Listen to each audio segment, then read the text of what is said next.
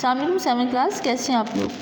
آج 8 دسمبر ہے اور منگل کا دن ہے بچوں۔ جیسا کہ آپ کو علم ہے کہ آج سے ہمارا تھرڈ ٹرم شروع ہو رہا ہے، تو اس سلسلے میں ہم اردو کا سبق پڑھیں گے، تحریک پاکستان میں خواتین کا کردار۔ سب سے پہلے ہم ریڈنگ کریں گے۔ ہمارا پیارا وطن پاکستان اللہ تعالیٰ کی ایک بے شمار نعمت ہے۔ قائد اعظم کی ولولہ انگیز قیادت میں ہمارے آباء و اجداد نے اس خطۂ پاک کے حصول کے لیے طویل اور صبر آزما جدوجہد کی ہے۔ اس سلسلے میں ہماری خواتین بھی کسی سے پیچھے نہ رہیں، انہوں نے بھی تحریک آزادی میں بڑھ چڑھ کر حصہ لیا۔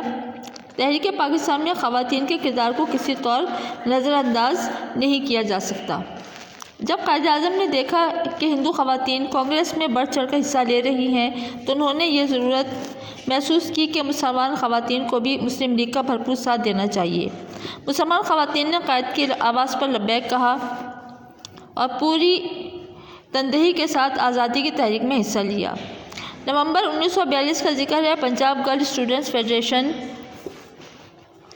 کی دعوت پر قائد اعظم جناح اسلامیہ گرلز کالج میں تشریف لائے۔ انہوں نے طالبات سے خطاب کرتے ہوئے فرمایا، مجھے اس بات کی خوشی ہے کہ نہ صرف مسلم مرد بلکہ مسلم خواتین اور بچے بھی پاکستان کے منصوبے کو جان گئے ہیں۔ کوئی قوم اپنی خواتین کے تعاون کے بغیر ترقی نہیں کر سکتی۔ اگر مسلم خواتین اپنے مردوں کا ساتھ دیں، جیسا کہ انہوں نے پیغمبر اسلام صلی اللہ علیہ وسلم کے زمانے میں مردوں کا ساتھ دیا تھا، تو ہم جلدی اپنے منزل مقصود کو پالیں گے۔ کوئی قوم اس وقت مضبوط و مستحکم نہیں بن سکتی جب تک اس کے مرد و زن مل کر حصول مقاصد کے لیے کوشش نہ کریں۔ یہاں تک ریڈنگ کریں، اس کے بعد آپ کاپی پر اس کے الفاظ معنی کریں۔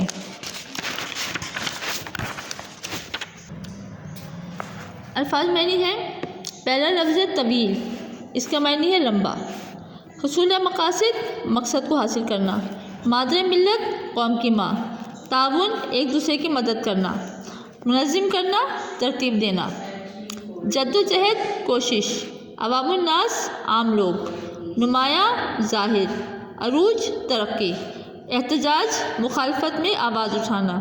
یہ کام اپنے کاپیوں پر کرنا ہے اور اس کو اچھی طرح سے یاد بھی کرنا ہے۔